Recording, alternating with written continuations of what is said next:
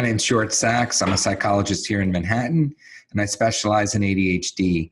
And today I want to talk about an often underreported and undiagnosed portion of adult ADD, and that is narcissism, or narcissistic personality disorder.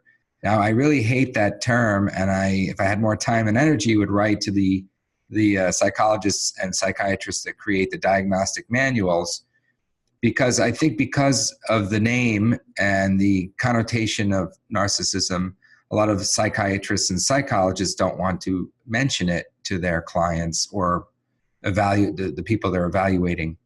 But I think it's very helpful to understand the mechanisms of narcissism.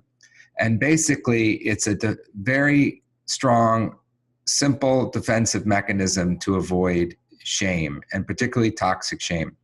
So maybe they should change it to something like shame avoidance syndrome, or toxic shame avoidance syndrome, or toxic shame defensive mechanism, something like that. But I often see this in my clients and the tendencies in myself, and I believe this comes from a history of failure, underperformance, dropping the ball, slips, mess-ups, spills, etc., that occurred earlier in your life. And if you're like me, you had two high-achieving siblings, one below and one above. So my own mess-ups, screw-ups, failures, deficiencies were highlighted. So I think from a young age, we develop a kind of shell around ourselves to protect us. And one of those ways is exaggerating some of the other qualities that we may or may not have.